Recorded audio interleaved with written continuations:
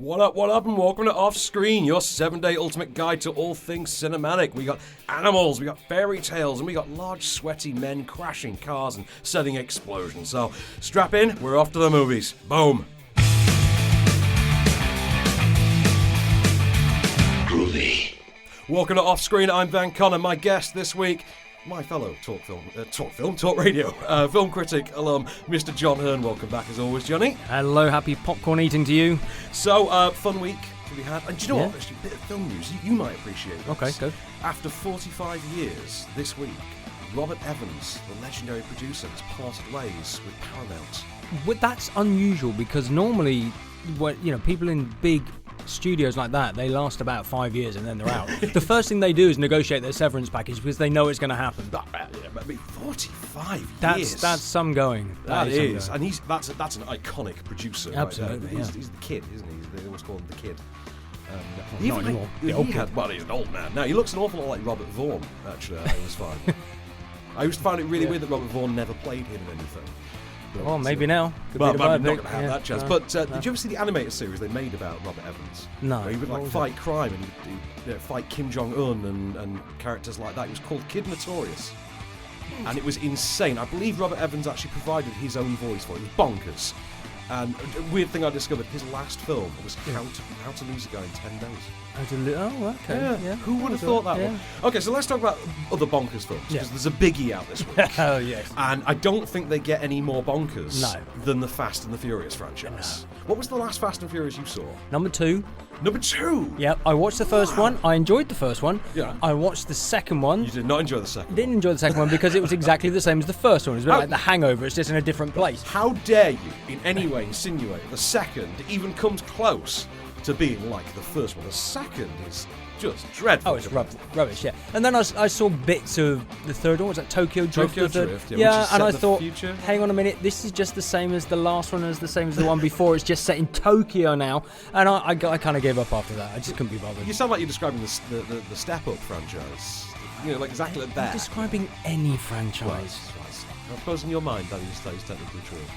But, well, I've seen the trailers for them all, right? And they haven't tempted me to want to watch them. And this one, Hobbs and Shaw, Higgs and Boson, as a friend of mine called it, when I see the action in these films, the thing is, I cannot suspend my disbelief enough to want to watch them. Right, okay, the thing is, that's key. That is key. Yeah. It is about suspension of disbelief. So if you ever sat through, particularly the 7th one of the Fast and Furious movies, where they were driving between the skyscrapers in Abu Dhabi, they were jumping. They were literally driving a car between skyscrapers. Now you see, if that's James Bond, I can suspend my disbelief for that because he's trained to do that. Are you insinuating that a group of illegal LA-based street racers would not have the vehicular fortitude to drive it?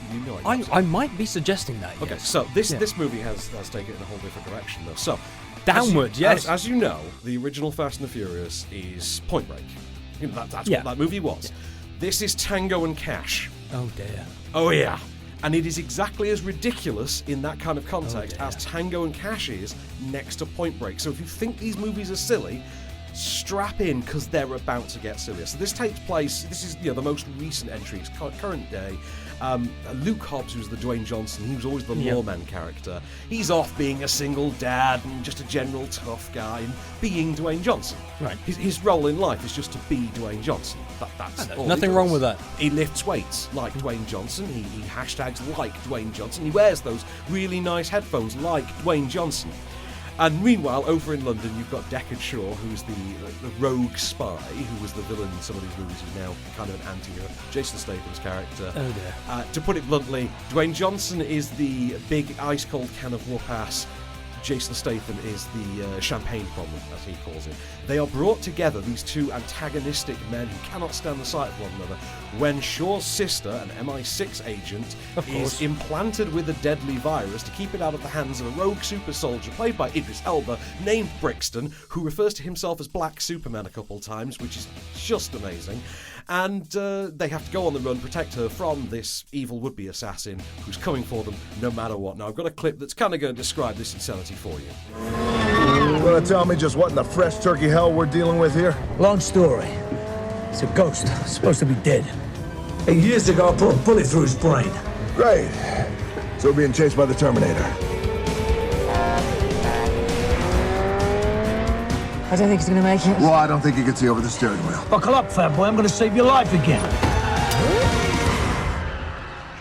So, the fun there is just Statham calling Dwayne Johnson fat boy, and, Now it all makes so much sense. I'm going straight in the front of the queue now, definitely. In fact, I'm going to have this on permanent loop. So imagine, if you will, because like I said, this has gone. No. They've taken this into an even more sci-fi realm than usual. We've now got super soldiers and things like that in this. We've got Roman Reigns from the WWE being brought. Now, if it had real Romans, like in Horrible Histories, I'd watch that. Oh yeah, do you know what? Like that, it sticks with you. That film. Yeah, it was so much fun. Anyway, so back to fun. This, this is GQ versus Rolling Stone as a movie.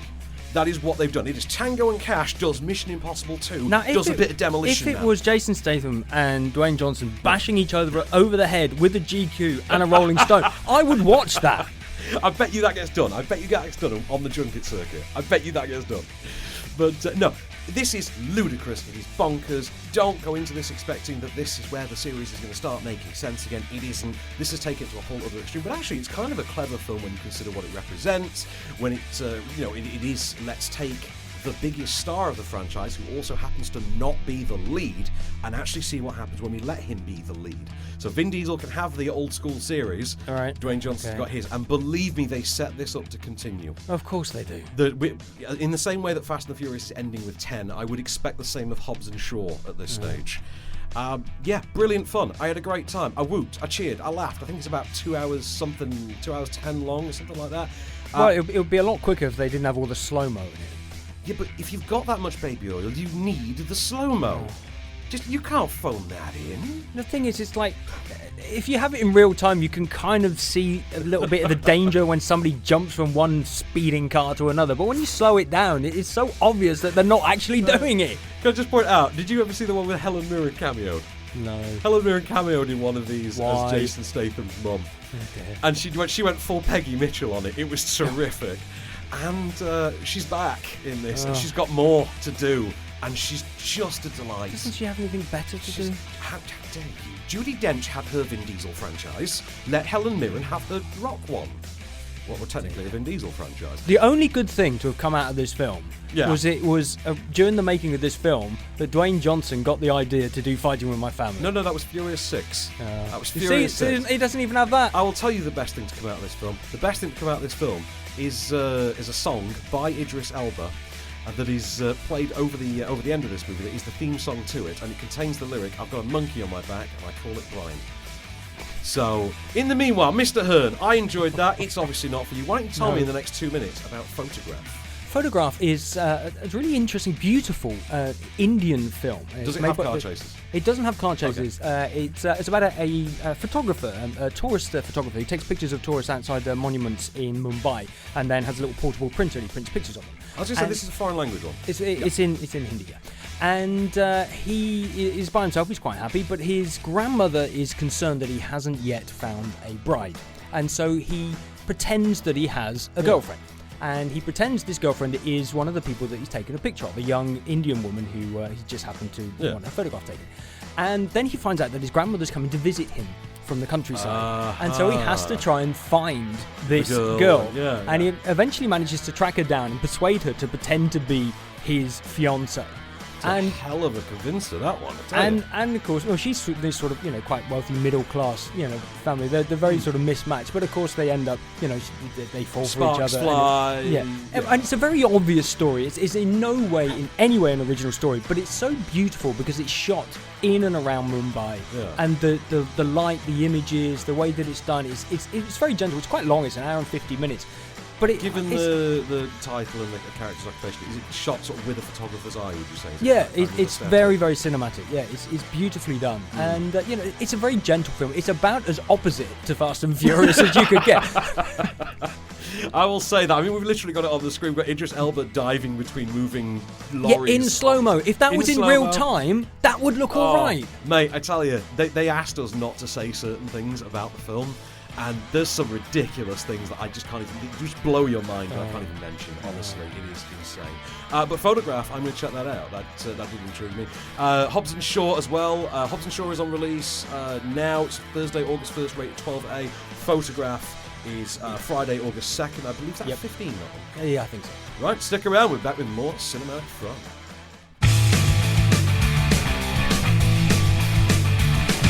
Welcome back to Off Screen. I'm Van Connor. Joining me, Jonnie Hurn. Hello. So, Mr. Hurn, let's get animated. Indeed. Let's get charming. Let's get charming. And this is the thing. So obviously, of the two of us, you're the one that actually is a parent. So you've seen these kind of films without having to do it occupationally. Many times. Many yes. times. So charming is how do we describe? Because this is actually a couple of years old as well. It's about 3 years old. This film. This is a film by the same producers of the Shrek series, and it's about Prince Charming. And the premise is, what if Prince Charming was actually the one that was cursed? And Which is a novel twist. It's a nice little twist. Prince Charming has been cursed that he's so charming that every woman who looks at him falls instantly madly in love with him. Which, okay, you might think is a great idea. Hashtag First Kingdom problems. Yeah. You know.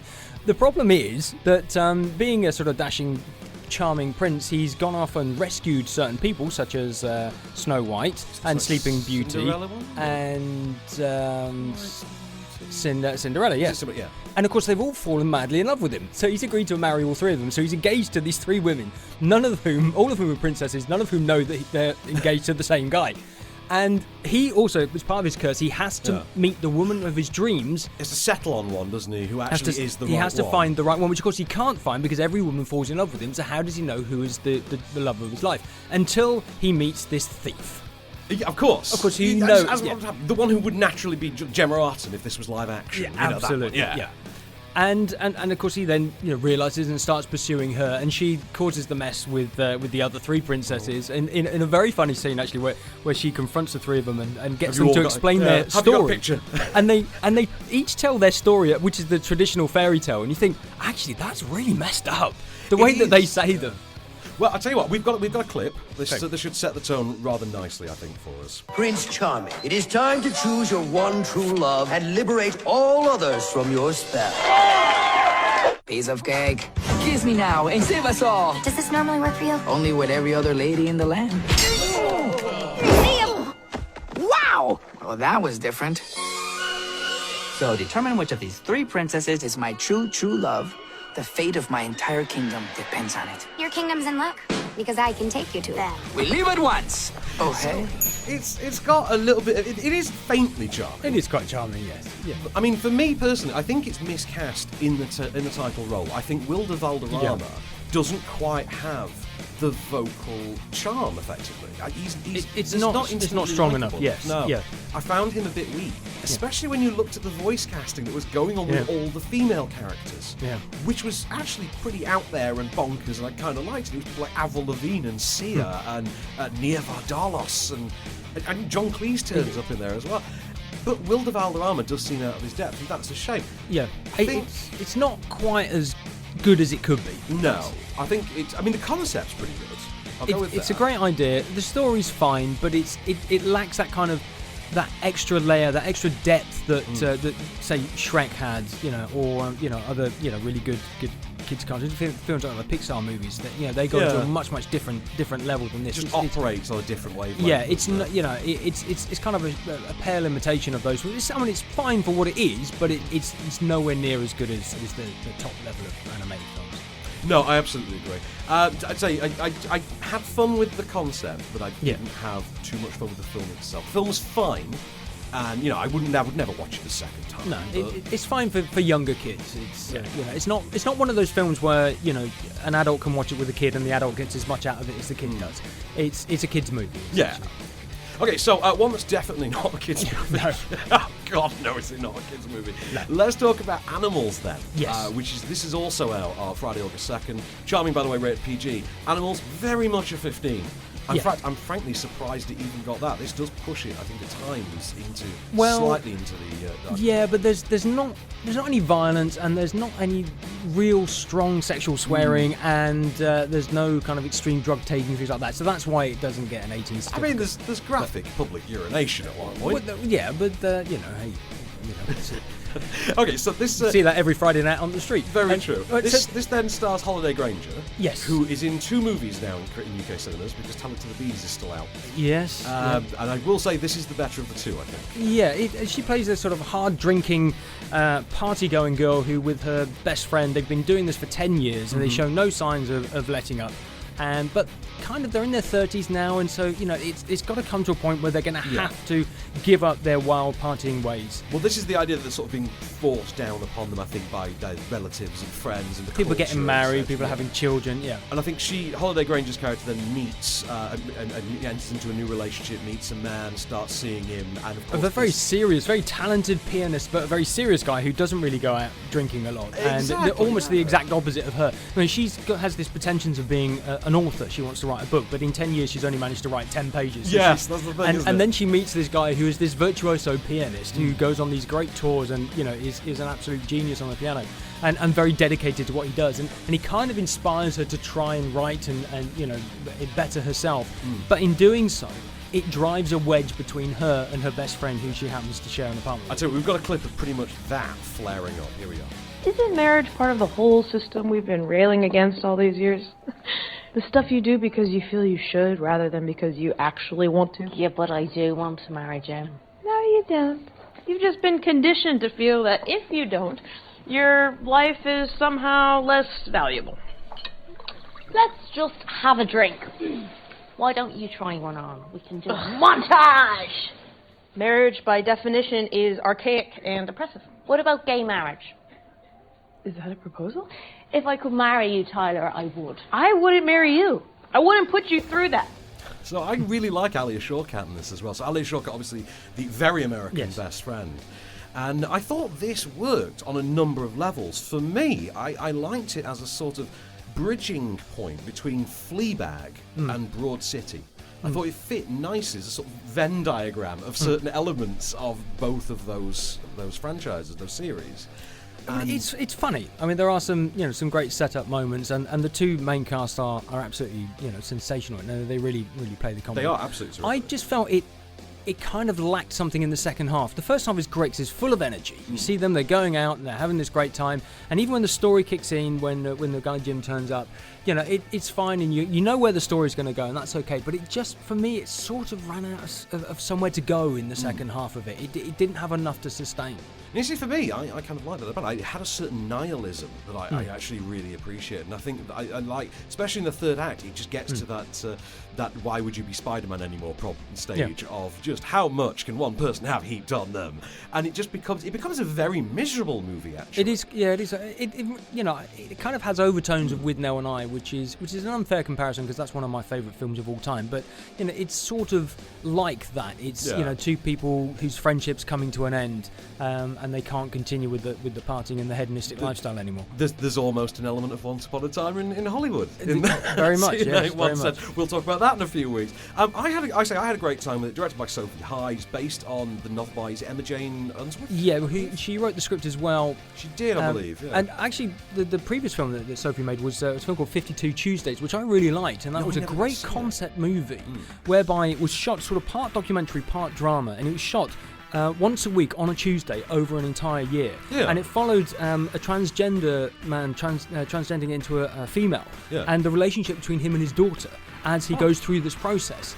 And of course, you actually see the physical transformation, which is stunning because it was shot over a whole year. And that's why it's called 52 Tuesdays. I've really enjoyed that film. I'm not going to lie, that sounds awesome. I'm absolutely going to watch that. I personally, I would check out Animals. I had a great time. I appreciated the darker nihilist stuff, but I do think it stays relatively funny all the way through as well. Alia Shawkat's got there's some great lines in it. Oh, definitely, some absolutely wonderful lines in it. So Animals is in cinemas from Friday, August the 2nd, as is Charming. Stick around because we're taking it to the telly. We want to give a shout out to our friends at Runway East where we record this show. They're on a mission to provide the world's best office space for startup teams, and they're doing pretty damn well at it. I'm partial to the roof garden myself.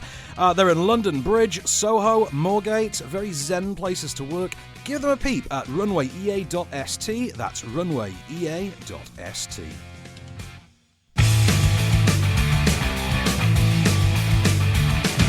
Welcome back to Off Screen. This time we're taking it to TV. So, Jonnie Hurn, my esteemed guest for the week. Let's look at the movies for the next 7 days on telly. And, what's better at a weekend than a good old-fashioned shark film? Wow, you've got to love a shark movie, haven't you? You do so many good ones, too. Even if it's Shark Tale, because that was good. Do you know what? I draw the line at Shark Tale. Is that the one that has car wash in it? Yeah. Is that the Christina Aguilera car wash? Yeah, okay. So, The Shallows, which is... I mean, these films are on all the time. You know, some of these films are on kind of all the time, but we just literally have to pick one movie a day. So, you know, you can watch this, for instance, you might see it on Wednesday, but we're picking it for Saturday. And if it's on too late for you, maybe Sky Plus it, or rearrange your priorities. So, film 4, 9 p.m, Saturday night, The Shallows. Yes, young woman goes to a beach, goes out on her surfboard, gets stuck and trapped by a shark that wants to eat her, and she can't get back to the beach, and there's nobody on the beach anyway, even if she could. Do you want to hear 5 seconds of Blake Lively screaming? Oh, very much. Yeah, here we are. Let's have that. Stop! Stop! Get out of the water! Get out of the water! Get out! Stop!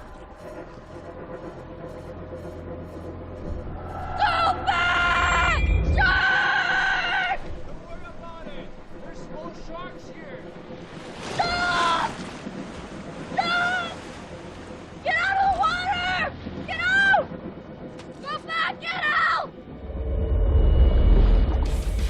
So I think she's great in this. She's fantastic, and the film itself is very, very tense because it puts her in situations and it gives you those great moments as somebody who's watching the film of thinking, what would I do here?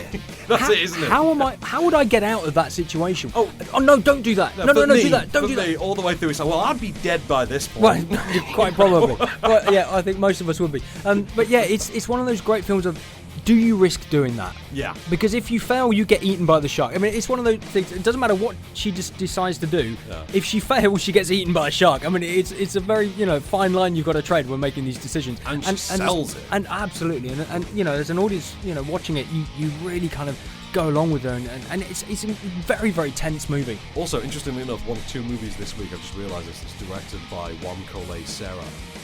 Huh? Yeah, so you've got the other one on Wednesday. So let's talk then about one of my favourite comedies. Yes. Also one of my favourite novels, and one of my favourite adaptations of a novel, and it isn't The Dead Zone. So, look, Dead Zone's not a comedy, I'm going to give it away, but Nick Hornby's About a Boy. Yes.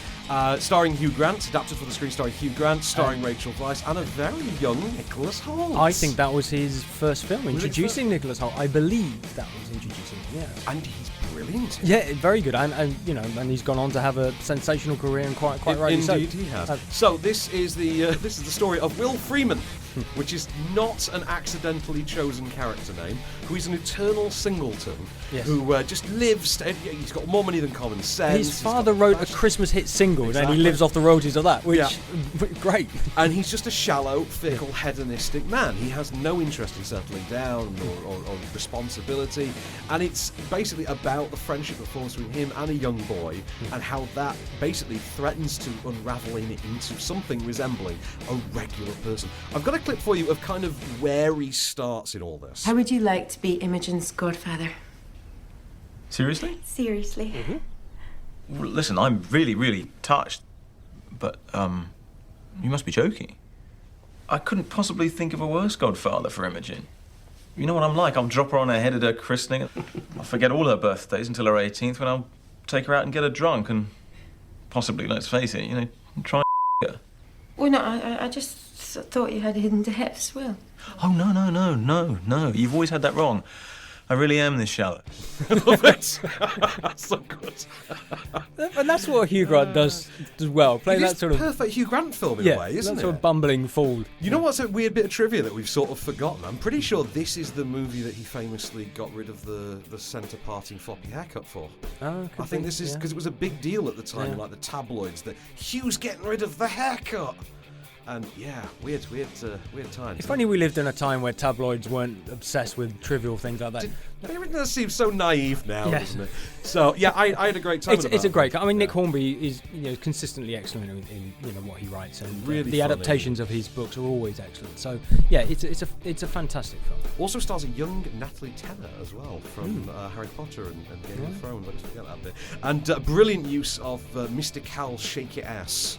So and Badly Drawn Boy as well. And Badly Drawn Boy. The soundtrack too is a great soundtrack album. Whose version of "Killing Me Softly" gets used? I can't remember that, but we're spiraling down the nostalgia hole. That's what that is. Let's talk about Monday nights. So About a Boy, is ITV on Sunday, 1:30 p.m. Great Sunday afternoon flick. Monday night, 10:25 on 5 Star. We've got a kind of a charming Robert De Niro comedy. Yeah. This is The Intern. It sees him as a retiree a widowed retiree, I believe, who goes back to the workplace, taking on a scheme working as an intern for a young female entrepreneur, and it's actually really good. I thought he's really charming in it.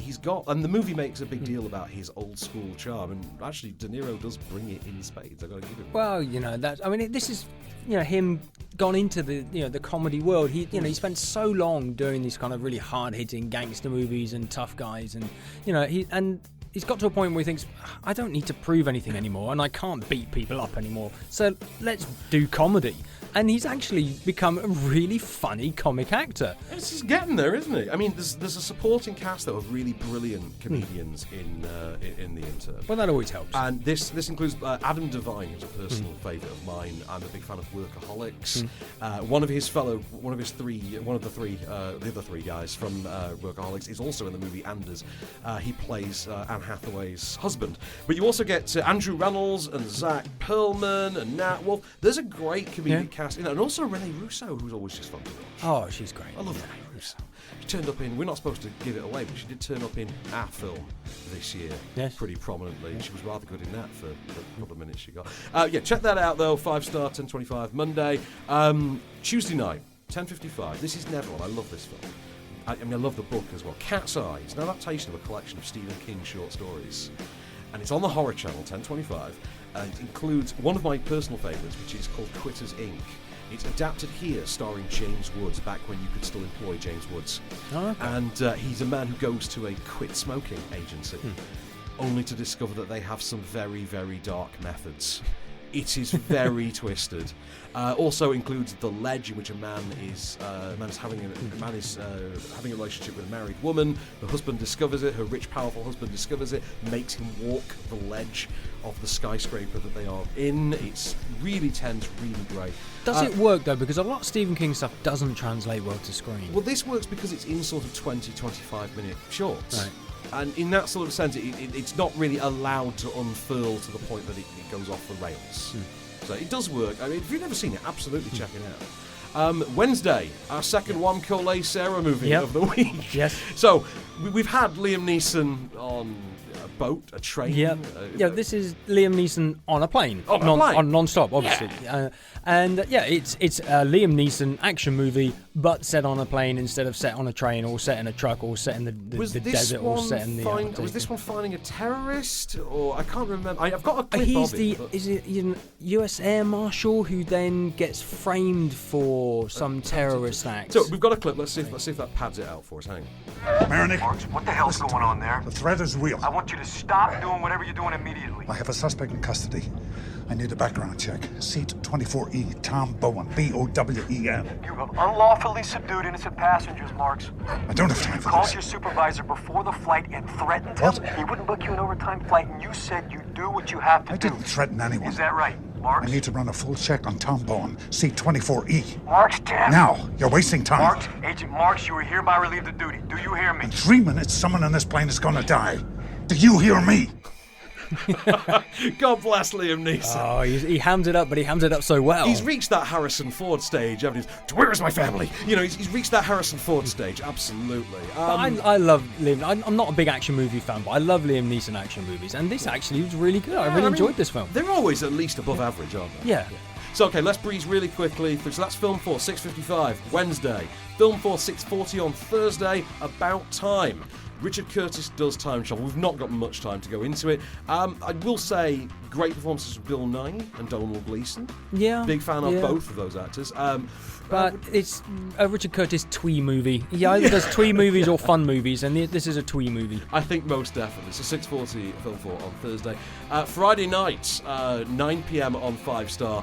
You've got to have it, because, the threequel's on the way. I think it's about a month away. Yeah. So why not check out London Has Fallen, in which, and this is a direct quote, most of London's known landmarks have been destroyed. terrorists attack London whilst the US president is in town, and only Gerard Butler can save him. Of course, because nobody else could.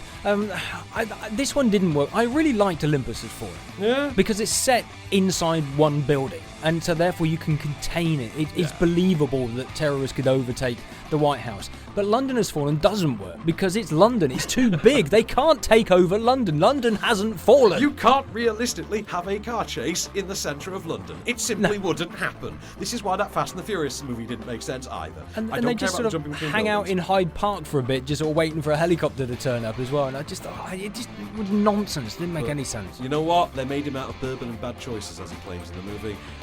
That's good enough for me. London Has Fallen. Check it out.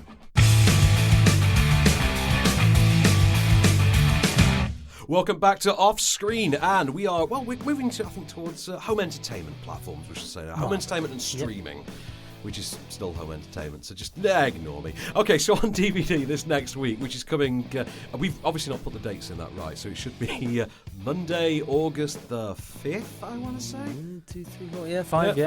Okay, right, so Monday, August the 5th, if we get the dates written down properly next time. So we've got Gloria Bell, which is Sebastian Lelio's remake of his own... Not related to Jamie Bell. No, not related to Jamie Bell at all. Although, both gingers. So could be. You never know. Good work.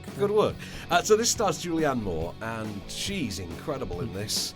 She's a middle-aged woman. Her children have grown up. They've left the nest. Her marriage has collapsed. She's on her own for the first time in her life, and she's just trying to find her place in the world. She's just trying to find what can bring her joy, and she seems to find that in the form of a new relationship with John Turturro, who is a man that she meets, only to discover that he, like everyone else, has his own problems. He tends to play that kind of supportive friend character who also is a little bit troubled as well. He does, and he does it well, to be fair. Yeah. Really good performances in there. It's not a popcorn pleaser by any stretch of the imagination. I think you could imagine that. But it's a character piece. It's about watching the actors rather than watching the story. It is so, but it is very much about a specific time in a woman's life. And I'm not a time I've experienced or ever will, indeed, but... It's about a very specific time. I can imagine that to certain people, to a certain audience, this could be quite relatable. This could be something with genuine depth. Yeah. That depth, obviously, I could see that depth. I could enjoy that depth, but I couldn't appreciate it on that other level. I'd imagine if you could, you're talking about something really profound. I think it's a very good movie, though. Yeah. Well, she's always good. Oh, she's great, Julianne, isn't she? Okay, let's talk Missing Link then. Which is, this was, I think, the first, it's not really a flop, but it was a real underperformer for Leica. Yeah. Who, of course, had brought us, is it Kubo and the Two Strings, and Paranorman, and I forget the rest, actually. What other Leica movies am I forgetting? Anyway, we all loved Kubo, though. That was the thing. That was a beautiful film. Well, now they've done Sasquatch. This is their Sasquatch movie.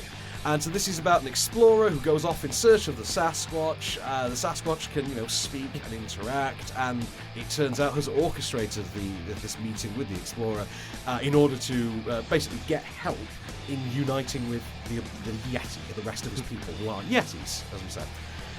It is not the best Leica film. No, it's kind of a bit flat. It's not as funny. It's I mean, hell of a voice cast. I mean, Hugh Jackman's the lead. Yeah. You got Zach Galifianakis, I think, is the Yeti. Emma Thompson, Stephen Fry, that sort of a caliber cast.